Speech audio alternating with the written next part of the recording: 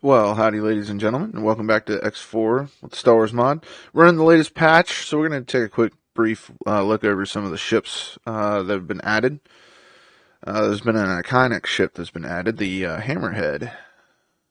So we're going to be taking a look at that. A couple other things. There's been a replacement of the Y-Wing at the New Republic, so we're also going to look at that as well. Yeah, I can't compare the old Y-Wing and the new Y-Wing because I can't buy the old Y-Wing, unfortunately. But anyways, a couple other things that I want to talk about real quick before we jump straight into it is there's going to be some updates going on in my YouTube and things that were happening on my YouTube. I haven't been able to stream all weekend, mainly because of there's been internet outages in my area. I haven't lost internet personally, but because of the signal trying to reroute to other places in the world, my ping has been through the roof on anything that I look at. I mean, just downloading the patch today took me an hour and 30 minutes for a 1.5 gigabyte download. But a couple other things too is that we're going to starting a MechWarrior 5 series starting on Saturdays. We're going to be getting together, but my episodes will be releasing the following Tuesday. Doing a collaboration with Fiat and Ghost Prime, both of those guys also doing X4 content, but they will be live on Saturday. Also, a shout out to Phoenix Jet, my collaboration partner on Warhammer Total War 2. He's going to be streaming on Twitch come Friday for Warhammer Total War 2, and he's also going to be streaming the MechWarrior 5 on Twitch. So if you guys haven't heard of him or you guys want a link to his channel, I'll be linking that in the description below. And other than that, that's about all the updates for that. So we're going to head and jump straight into it.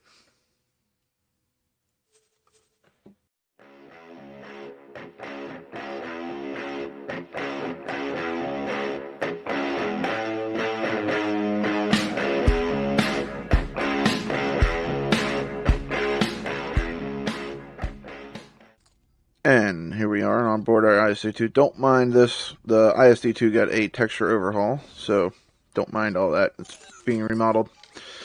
Alright, so let's go ahead and head to the basic dock area. So, what can I travel to? There we go. I'll just travel to the manager's office. It's fine. So what I'm going to do real quick is, everything's trying to load. Jeez. I don't know what's causing all the lag. I think one of the ships, actually, is causing this lag. I don't know what it is. I don't know if it's the ISD retexture or it's the new C AEGs. But we're going to go to the basic dock here. It's probably going to lag again, trying to load all the textures and models and stuff. So the ISD2 got a new upgraded overhaul, which looks pretty good. And there's nothing on this dock. So I'm going to do another dock. Give me a second. Get this. Alrighty. So, getting into this. Yeah, it's going to load. But this is the new interior for the Hammerhead. And is by far one of the coolest things that I've ever seen. It's like, it really is amazing. It's like the amount of work and detail that has gone into the Hammerhead. It's fantastic. And here she is in all her glory. Completely landed.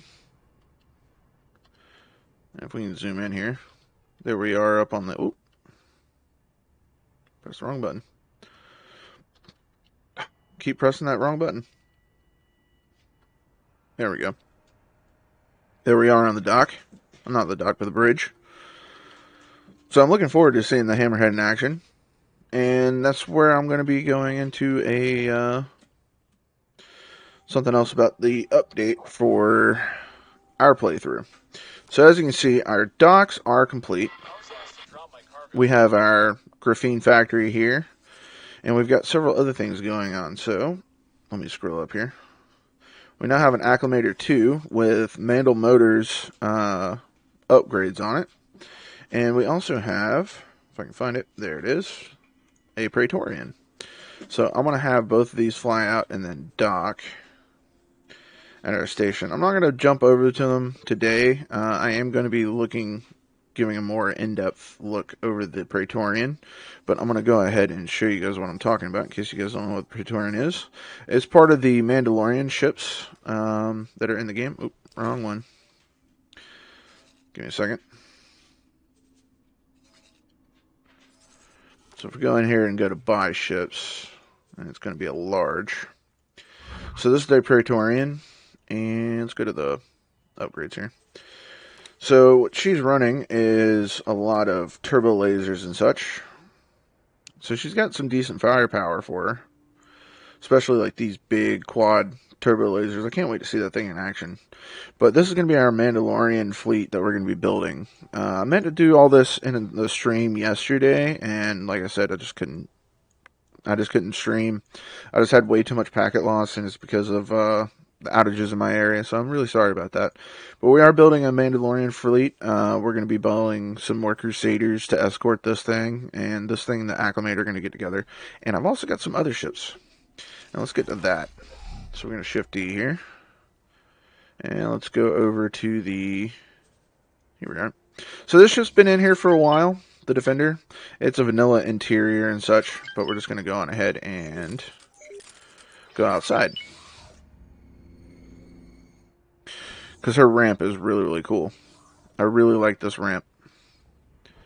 It's a very good looking ship overall.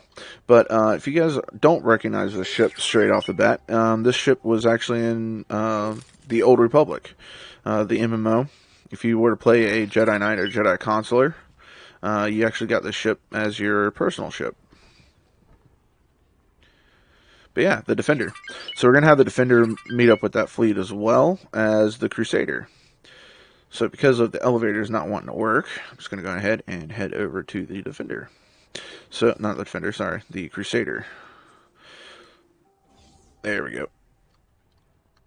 So this is the interior of the Crusader. And the Crusader is another Mandalorian ship. So we're just going to go ahead and head down.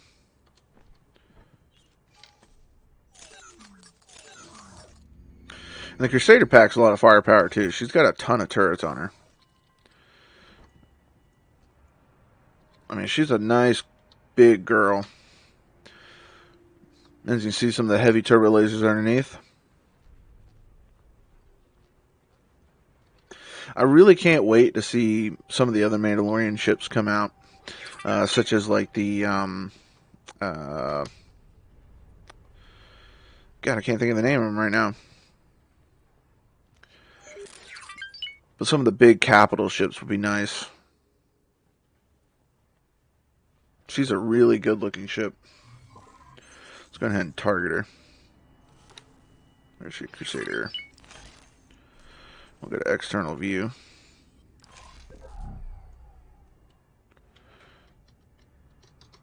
It's not working.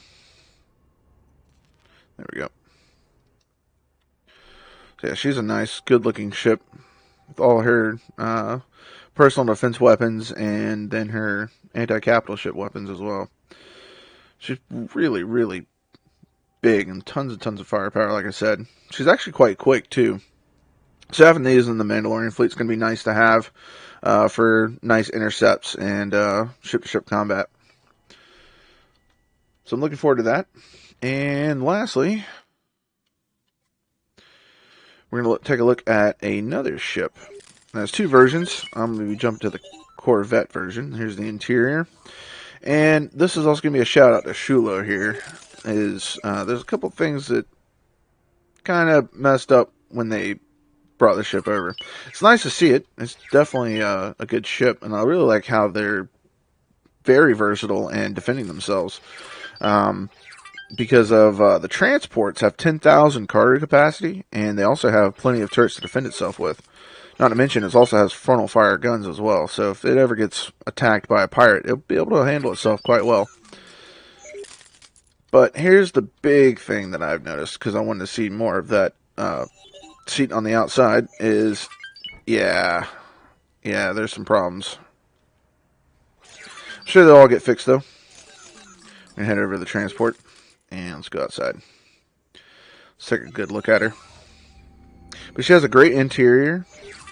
She has a nice ramp. I love the model itself. It's a really good looking ship too. But yeah, the AEG. Some of you guys will recognize it from Star Wars Galaxies. But adding a few of these to the Mandalorian Fleet is going to be nice as well. But yeah, I think I found my new personal transports for stations out here is having these things instead of Gazantes. Gazantes can defend themselves reasonably well, but not as good as these things. But yeah, she looks really, really well. I really love the look of this thing. But yeah, that's the new ships. And last but not least, what we're going to do real quick. Pilots. Pirates have been seen in the sector. Be careful.